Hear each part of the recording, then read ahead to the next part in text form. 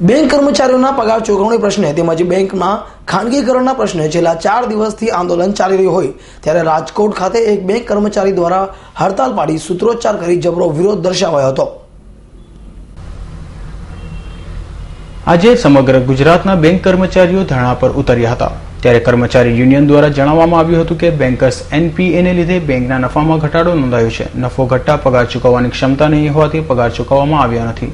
જો નફાની રકમની કડક વસૂલી કરવામાં આવે તો કર્મચારીઓના પગારની માંગણી સંતોષી શકાય છે, પરંતુ હાલ સરકાર દ્વારા કોઈ કડક પગલાં લેવામાં આવે તેવા નિર્દેશો કર્મચારીઓને મળતા જેથી બેંકોનું ખાનગીકરણ થઈ જશે તેવી ભીતિ પણ કર્મચારીઓને સતાવી રહી છે।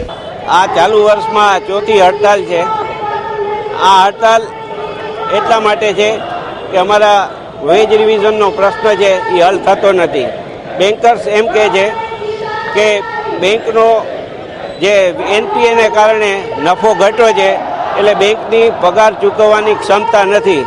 પણ અમારે પૂછવાનું એવું છે કે હમણાં જ રિઝર્વ બેંકના ગવર્નરે કીધું છે કે 1,61,018 કરોડ રૂપિયા એનપીએના માંડવાળ કર્યા છે અને જો આ ખર્ચો 15 લાખ વિદ્યાર્થીઓને ભણતરનું પૂરો ખર્ચ ભોગવી શકે એમ છે।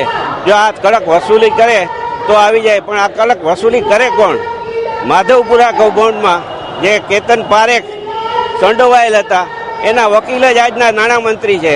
એટલે અમને દેશ જ છે કે આ સરકાર કોઈ એનપીએની વસૂલાત કરશે નહીં, ખાનગીકરણ તરફ જશે અને કર્મચારીઓ પ્રત્યે જરા પણ સહિષ્ણુ નથી। ત્યારે આવી પરિસ્થિતિમાં આગામી દિવસોમાં પણ જો પગલાં લેવામાં નહીં આવે તો કર્મચારી યુનિયનો દ્વારા જલદ આંદોલન કરવામાં આવશે તેવી ચીમકી પણ ઉચ્ચારવામાં આવી હતી। દેવાંગ ભોજાણીનો રિપોર્ટ S9 ન્યૂઝ રાજકોટ।